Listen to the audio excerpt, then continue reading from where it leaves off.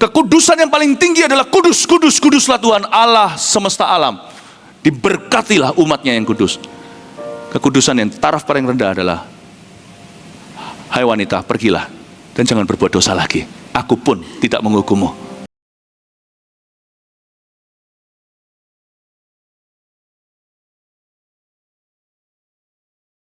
Kita lihat sekarang ayat 4. Anda diberkati Tuhan, amin.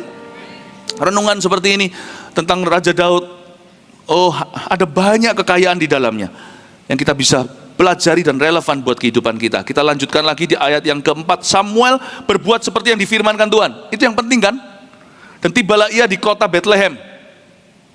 Para tua-tua di kota itu datang mendapatkannya dengan gemetar. Loh, orang didatengin kok ketakutan? Dan berkata, adakah kedatanganmu ini membawa selamat? Jawabnya, ya benar. Aku datang untuk mempersembahkan korban kepada Tuhan. Sesuai dengan nasihat Tuhan kan? Padahal kalau menurut saya, dia datang bilang, aku mau urapi seorang raja berikutnya setelah Saul. Dia nggak akan mati.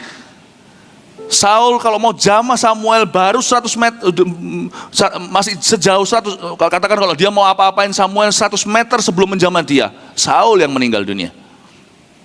Tapi Tuhan terima persembahan yang tidak sempurna. Asal dia taat, nggak apa-apa. Dia berkata, jawabnya, aku datang untuk mempersembahkan korban kepada Tuhan. Dia nggak berdusta loh, dia nggak bohong. Dia nggak bohong. Cuman titik beratnya di mana? Jangan berbohong ya, mama nggak ada. Kalau ditelepon orang, mamanya di sebelah. Ada hikmat Tuhan, cara lain untuk menjawab. Belajar dari Tuhan di sini. Apa yang diajarkan Tuhan pada Samuel. Gini loh Samuel, kamu alihkan perhatian orang.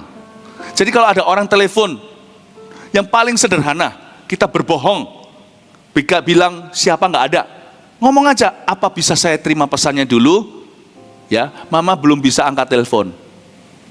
Loh di mana? Ya apa? Mungkin AI ada pesan apa yang bisa saya terima dulu. Nanti pasti akan disampaikan, pasti akan ditelepon kembali. Anda nggak usah berkata, mama nggak ada. Nanti kalau Tuhan dengarkan, mamanya dipanggil Tuhan pulang ke rumah, Bapak. Mama nggak ada kan? Belajar dari Samuel, dia mau urapi, titik beratnya di urapan, mau cari gara-gara sama raja, atau titik beratnya di titik beratnya di mempersembahkan korban. Yang mana yang mau dipresentasikan? Dia presentasikan yang ini. Tuhan bilang, ya wes, kalau kamu tidak mau frontal, aku mengerti. Ya sudah, kamu bilang aja mempersembahkan korban, di dalamnya terjadi pengurapan. Kamu tekankan ininya. Kamu tidak berbohong. Kamu tidak berbohong. Belajar. Nggak usah pakai cara dusta. Ada banyak cara untuk kreatif kok. Bener. Dan kalau kita mikir seperti itu, awal-awal capek di sini. Bohong lebih mudah. Dusta lebih tidak berkeringat. Tinggal asal bicara. Tapi lama-lama nanti kita punya bicara kan asal-asalan. Tapi kalau kita bisa kreatif di sini, lain kali pun itu akan merangsang kepintaran lain. Membuat hati kita dan pikiran kita itu mudah untuk mencari solusi. Kelihatannya cuma tantangannya sehari-hari, cuma belajar dan menghindari tidak berdusta, lama-lama bisa menjadi orang yang solution thinking. Kapan lagi kita ini bisa naik, kita kembali kuliah? Kadang-kadang saya mikir, sekali-kali kepingin ya, sekolah lagi atau apa. Nggak mungkin sudah. Bisa, sekolah setiap hari. Tuntunan Roh Kudus. Jangan ditawar. Daripada berdusta, berbohong, belajar kreatif untuk bisa memikirkan titik beratnya di mana. Nanti lama-lama ya, kalau kita mengalami masalah yang lain, komplikasinya terjadi, komplikasi indah. Gara-gara kita sudah terbiasa dilatih untuk taat pada Tuhan dalam perkara sederhana, waktu perkara besar menimpa kita, gampang pikiran ini kreatif, ketemu pintu keluarnya. Hati-hati dengan gula. Diabetes katanya, setelah kita gula darahnya naik, kena ke hal-hal yang tidak ada urusannya dengan gula darah. Kena ke macam-macam kan, organ-organ tubuhnya. Hati-hati dengan ketaatan sederhana. Kelihatannya nanti cuma biasa-biasa begitu aja, tapi pada waktu nanti dalam musim-musim lain dalam hidup ini dengan tantangan yang berbeda, latihanmu itu akan menolongmu di perkara-perkara luar biasa. Bela nih, bayar harga-harga kecil untuk jujur. Tapi kreatif, titik beratnya di mana? Nanti Anda akan menuai. Penuaiannya adalah penuaian hikmat kemudian hari ketika diperlukan. Karena kalau kita bilang mama tidak ada, ada atau tidak ada, tidak fatal hasilnya. Tapi nanti kalau kita tidak kreatif, nanti kalau kita tidak berprinsip, fatal kemudian. Bayar harga kecil, supaya nanti tidak bayar harga besar. Amin, Bapak Ibu Saudara. Tapi apa yang terjadi dengan para tua-tua ini ya? Kita lihat dulu ya, ayat 5 dulu. Jawabnya, ya benar, aku datang untuk mempersembahkan korban kepada Tuhan. Kuduskanlah dirimu, dan datanglah dengan daku ke upacara pengorbanan ini. Kemudian ia menguduskan Isai dan anak-anaknya yang laki-laki, dan mengundang mereka ke upacara pengorbanan itu. Jadi ada satu perintah sebelum urapan. Kuduskan. Kata kudus di sini bukan holiness, tapi sanctification. Ya. Kuduskan dirimu artinya sanctify yourself, your household is about to be blessed. Kuduskan dirimu, bahasa Indonesia cuma satu sih. Sucikan dirimu atau kuduskan dirimu. Karena sebentar lagi rumah tanggamu akan diberkati. Apapun yang mau diberkati Tuhan harus dikuduskan lebih dulu.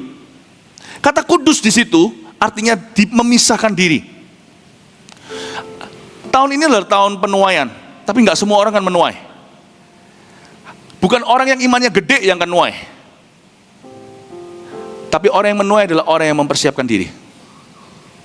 Itu yang disebut menguduskan diri, mempersiapkan diri, memisahkan diri. Sanctify itu artinya konsentrasi. Kamu harus konsentrasi. Beritahu sama keluarga Isai, kamu dan anak-anakmu segera urapan akan turun. Kamu akan diberkati. Sanctify yourself. Kuduskan dirimu. Tahun ini akan ada banyak pernikahan diberkati oleh Tuhan. Bukan karena diberkati di gereja, diberkati beneran. Pernikahan itu yang paling unik sih. Karena berkat terjadi atau tidak, nggak ada garansi. Dengan munculnya sekarang satu jalur baru, dari dulu sebenarnya, nah namanya matrimony drive-thru. Di Las Vegas sudah ada, jadi kayak makanan cepat saji, lewat aja naik mobil, pesan satu fries, pesan satu burger, ini juga pesan satu pendeta, satu tangan, tumpangan tangan, catatan sipil. Jadi kau dan aku suami istri diberkati di Nevada, Las Vegas. Karena ada kayak begitu, dan mereka selalu pakai putih juga begini. Kita tidak pernah akan tahu yang mana sungguhan diberkati Tuhan atau tidak. Jangan sampai nanti tahunya setelah 10 tahun menikah baru kelihatan bahwa tandus tanahnya dan ternyata dikutuki, bukan diberkati. This is very dangerous. Makanya setiap orang yang kami berkati, kami tanyai satu persatu. Tidak bisa lolos dari pertanyaan ini. Have you sanctified? Apakah engkau sudah menguduskan pacaranmu untuk bisa menerima berkat ini? Garansinya tidak ada.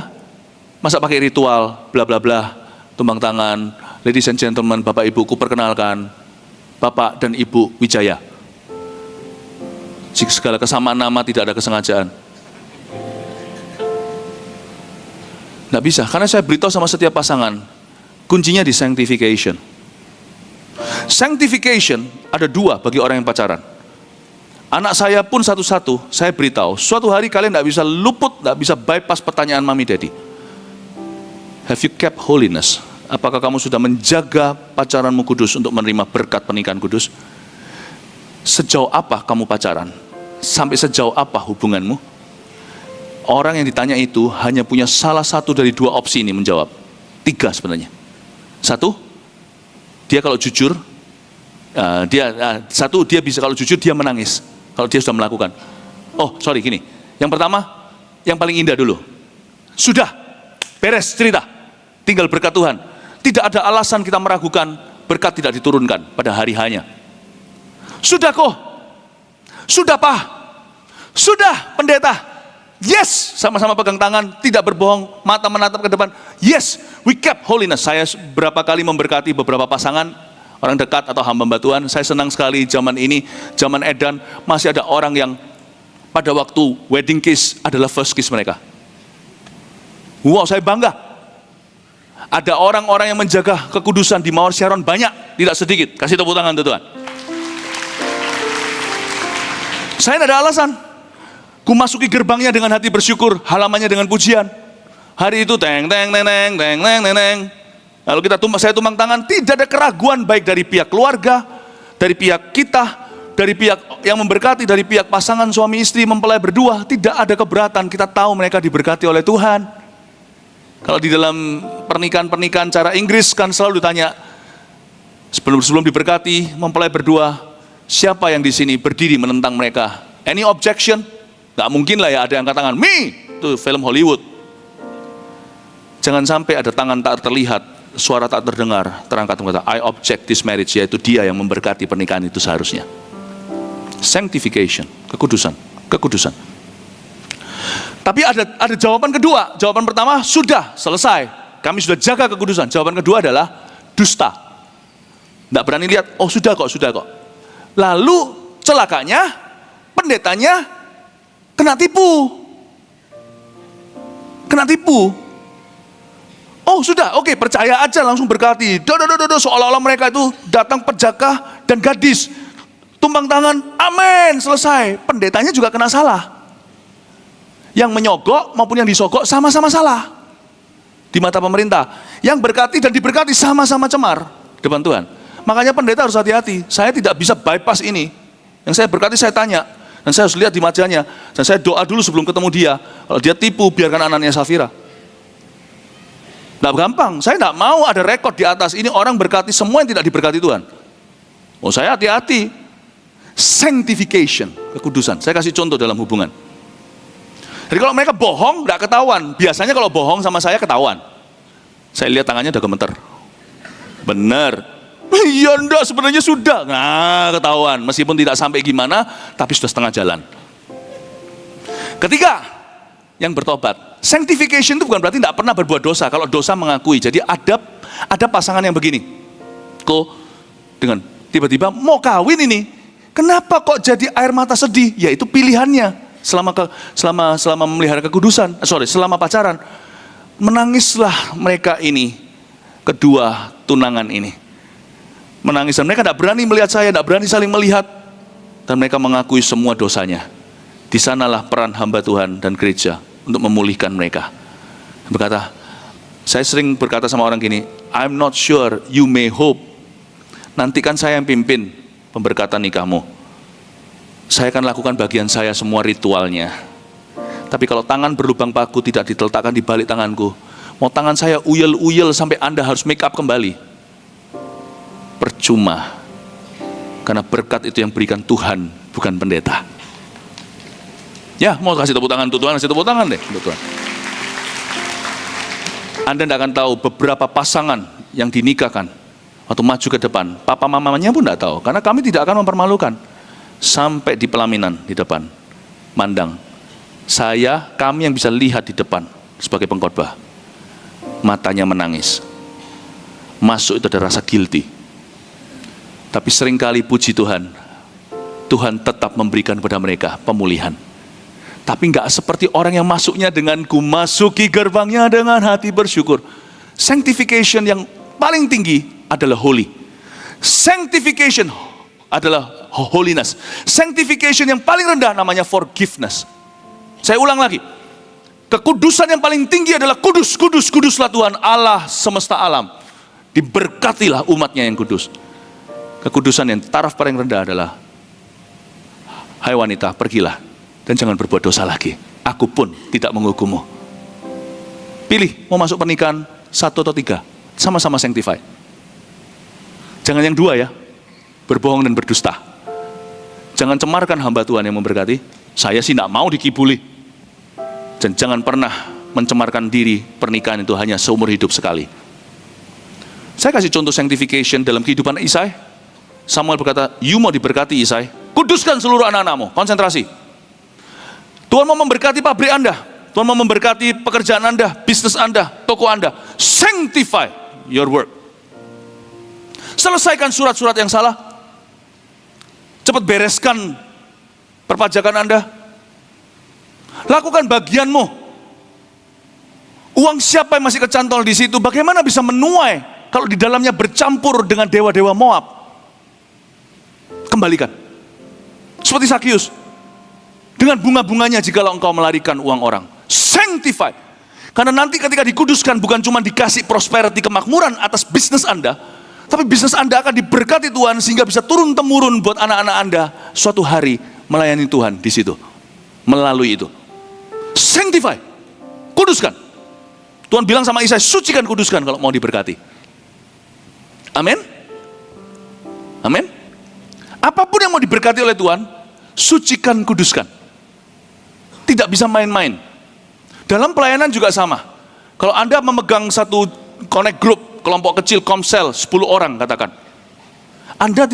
Kita tidak boleh meremehkan hal itu. 10.000 itu dimulai dari 10. 1.000 dimulai dari 1. Tuhan itu loh kasih di molekul terkecil 2-3 orang berkumpul, aku di situ. Berarti kalau kita dipercaya 2 atau 3 orang, kita itu sudah seperti gembala. Tapi tanpa jabatan dan gelarnya. Pelihara. Jangan jadi gembala pandir. Saya dalam pelayanan, contohnya kalau mau festival kuasa Allah. Ya, mau festival kuasa Allah contohnya. Maka saya akan menyendiri di kamar. Beberapa hari, tak makan, tak minum. Anak saya sampai tanya, tak minum Dad? Ya jangan tiru-tiru, saya nggak minum. Ya jangan tiru, sekali lagi jangan tiru. Dehidrasi nanti mati. Saya berdoa sendiri, TV nggak nyala, nggak baca buku apa-apa. Coba bayangin kalau Anda 2 hari, 3 hari di kamar sendirian. Tidak ketemu siapa-siapa, tidak makan. I sanctify myself. Kalau kita kira FKA yang terjadi festival kuasa Allah, lalu orang sembuh, pencurahan Roh Kudus, ya kan, 20.000 yang datang, yang angkat tangan ketika ditanya, terima baptisan Roh Kudus massal, setengah lebih angkat tangan. 10.000, sedangkan doakan 1 orang aja, itu lama sekali nggak dapat. Ini langsung puluhan ribu orang dapat bahasa lidah bersamaan. You think there is no price to it? Tidak ada harga pada itu? Ada. Alone with Jesus.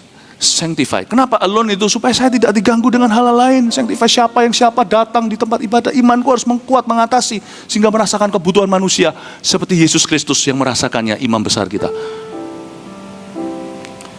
Makanya tahun ini kita mulai dengan 21 hari puasa. Kenapa? Sanctification. Jadi right on ya ini. Doa puasa itu right on. Tepat sekali, tepat guna, tepat persis tuntunan ilahi.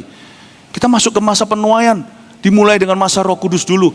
Gimana kalau jemaat tidak menguduskan dirinya? Puasa itu bukan cuma gak makan. Puasa itu konsentrasi pada Tuhan. Fokus pada Dia. Amin. Ya, belajar banyak hari ini. Waduh, cuma berapa ayat tapi saya kembali lagi ke ayat ini, ke ayat 4 yang tadi. Para tua-tua di kota itu datang mendapatkannya dengan komentar. Ini saya dengan poin ini saya akan selesai. Coba bayangkan. Samuel datang nih. Datang. Masuk ke kota. Masih kilometer. Atau paling tidak ratusan meter. Tua-tua itu semua lari maju datang. Dan ketakutan. Dikatakan di Alkitab mereka gemetaran. Takutnya itu dengan gemetar. Takut apa? Siapa yang bisa jawab saya? Takut apa? Saya tidak tertulis di sini takut apa, tapi pertanyaan mereka menjelaskannya. Adakah kedatanganmu ini membawa selamat? Kedatanganmu ini bawa selamat enggak? Saya suka bahasa Indonesia. Inggris juga bagus. Ya, Chinese juga bagus. Pagi itu disebut selamat pagi. Biarkan pagimu selamat. Selamat siang. Biar siangmu selamat dan selamat malam. Inggris juga bagus. Good morning. May your morning be good. Good afternoon. Chinese juga bagus. Ciao an. An si平安的安, 对不对? Ciao, pagi, an. Biar pagimu penuhi dengan damai sejahtera. Wan an, selamat malam. Atau wan sang hao. Biarkan malammu bagus. Jadi saya suka. Sebenarnya culture manusia itu indah juga. Nah, mereka waktu datang itu, waktu Samuel datang, para tua-tua kota Bethlehem lari menyambut dia dan berkata, adakah kedatanganmu ini mendatangkan good atas kami, mendatangkan selamat atas kami? Saya ngerti, salah satu dari dua ini, rasa takut kita, supaya kita cek apa yang membuat kita takut. Jangan takut kepada apa yang seharusnya tidak membuat kita takut. Dan takutlah dengan segenap hidupmu untuk hal-hal yang memang harus kau takuti.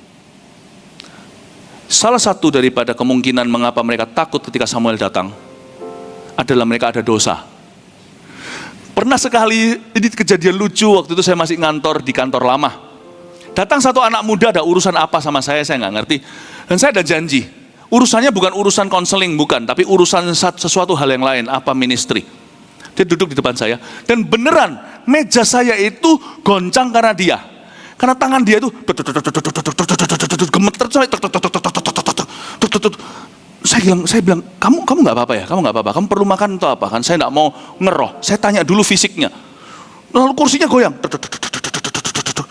Kamu ada apa? Kamu ada apa? Saya panggilkan dokter ya? Atau kenapa? Enggak. Terus akhirnya ketahuan, dia bilang, saya tanya, kenapa kamu gemetar seperti ini, ketakutan? Saya takut Ko Philip tahu dosa saya. Jadi tahu. Kalau dia nggak gitu kan saya nggak tahu. Saya tanya sama dia, lu dosa apa? Ceritalah, ternyata memang serius. Urusannya lain, berubah jadi konseling pertobatan. Andai kata dia tidak gemetar, mana gua tahu. Saya buka kartu. Bisa jadi ketika menghadapi seorang nabi, saya bukan nabi by the way, orang akan ketakutan. Sayang kan, kalau Tuhan datang memberkati, Anda ketakutan, Anda tidak bisa bersyukur dan mendapat berkat. Salah di sini, saya jelaskan satu hal ini. Yang menabur dengan mencucurkan air mata, yang menabur dengan mencucurkan air mata, pasti akan menuai dengan sorak-sorai. Kalau Anda mau nuai, waktu Tuhan datang harus disambut sorak-sorai. Tapi sorak-sorai tidak mungkin bisa Anda lakukan kalau Anda masih di dalam level mencucurkan air mata. Nabur itu cucur, nuai itu sorak.